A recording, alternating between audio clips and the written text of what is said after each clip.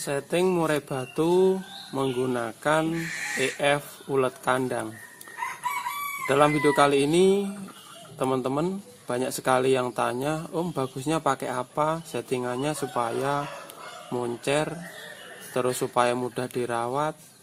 Dan ada lagi yang komen bilang menggunakan ulet kandang itu bisa membuat burung kita sakit.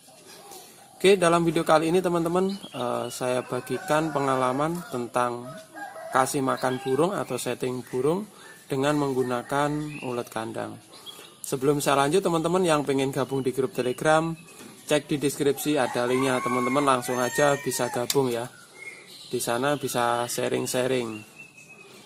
Oke, langsung saja teman-teman untuk setting atau ngasih EF dengan menggunakan ulet kandang. Ini banyak juga yang menggunakan dan ada sebagian kecil juga bermasalah. Jadi dalam video kali ini coba saya menguraikan berdasarkan pengalaman saya. Jika teman-teman ada tambahan nanti silahkan tulis kolom komentar ya.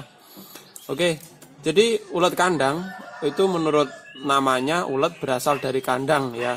Jadi memang kalau dalam angan-angan saya sih, kalau waktu kecil dulu itu ulet kandang itu belum ada. Adapun biasanya di bawah tumpukan jerami itu jarang sekali.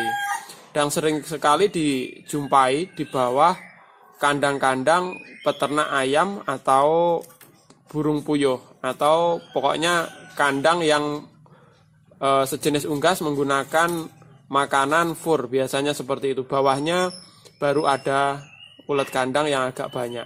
Nah, karena rata-rata didapat dari ulet kandang, memang pada awalnya ulet kandang ya memang berasal dari kandang ya. Tapi entah sebetulnya ada namanya apa kayak gitu, ulet kandang ini.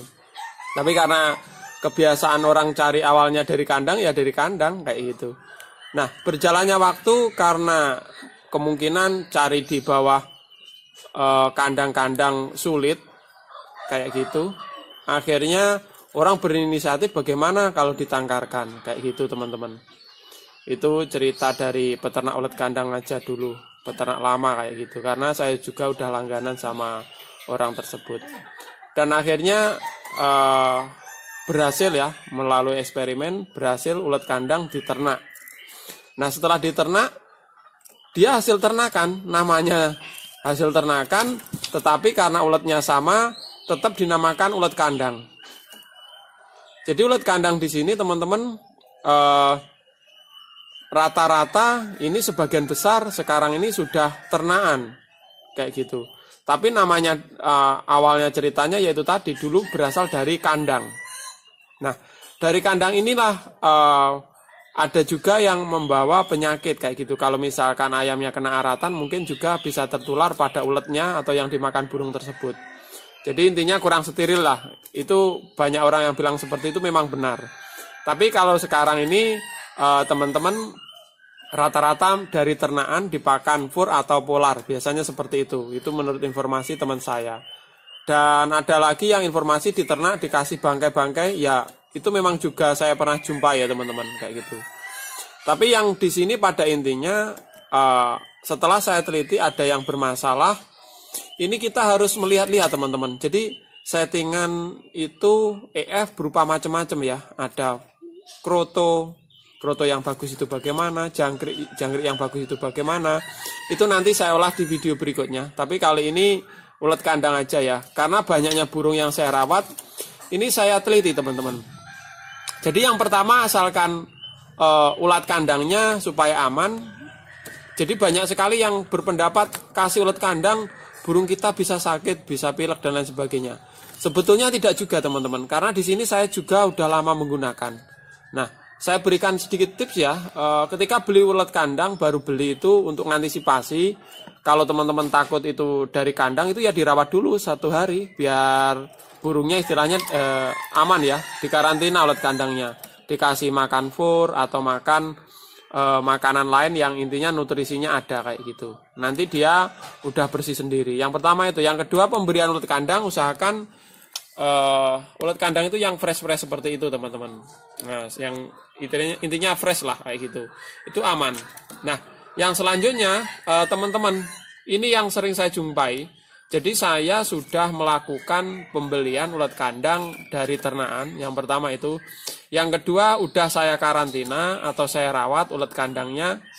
Nah, tetapi dimakan burung, tidak semua burung itu sebetulnya rata-rata suka ulat kandang kayak gitu.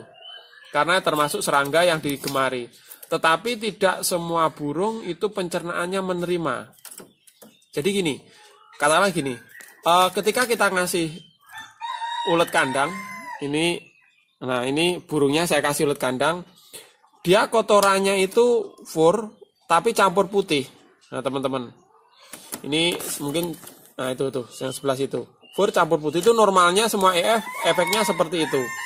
Nah, itu normal. Nah, kok ada yang normal seperti itu? Ini yang saya sampaikan, ada sedikit burung, pencernaannya itu dikasih ulat kandang, tidak nerima. Jadi ketika makan ulat kandang, burung tersebut yang pertama nyepahnya kebanyakan. Jadi kemarin juga pernah jadi perdebatan, murai batu nyepah itu ada yang sehat, ada yang enggak. Ya tergantung sepahnya seperti apa. Sepah pun macam-macam. Jadi kalau misalkan ulat kandang, dia disepahkan posisi utuh, tanpa rusak, cuman ulat kandangnya mati itu aja, itu yang pencernaannya kurang normal. Kayak gitu.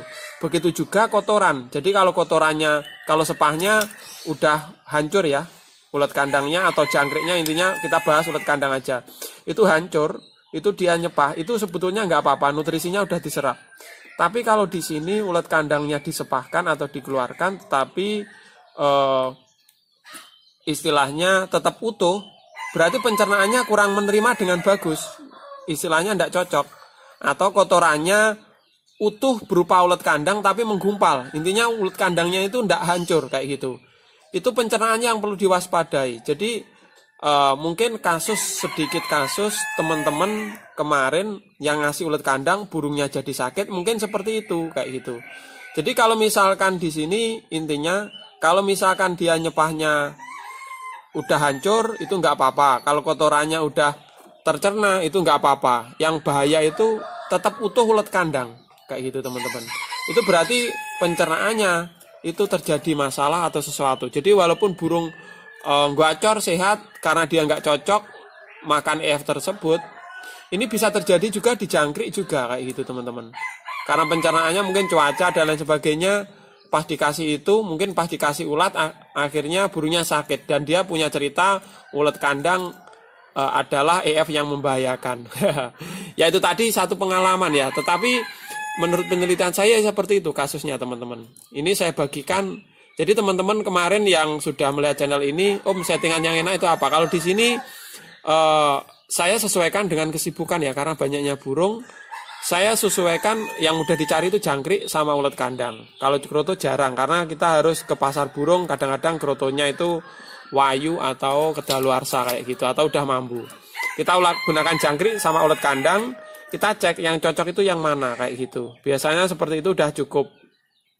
Dan kembali lagi tentang pendapat ulat kandang kurang lebihnya yaitu tadi teman-teman. Ada yang berargumen kurang bagus ya karena itu tadi. Untuk mengantisipasinya sebetulnya ya kalau sekarang ini masih ada sih yang asli ulat kandang dari kandang tapi udah jarang sekali teman-teman. Ya untuk antisipasi kita harus teman-teman dikarantina intinya seperti itu. Dan untuk masalah pencernaan ya itu tadi sudah saya jelaskan. Jadi masing-masing pengalaman itu beda ya. Mungkin teman-teman bisa mengambil kesimpulan. Dan di sini ada satu lagi untuk dikasih ulat kandang katanya kebraen sama gacor kalau dibandingkan sama Hongkong kayak gitu. Nah ini masing-masing burung ternyata juga beda teman-teman kayak gitu.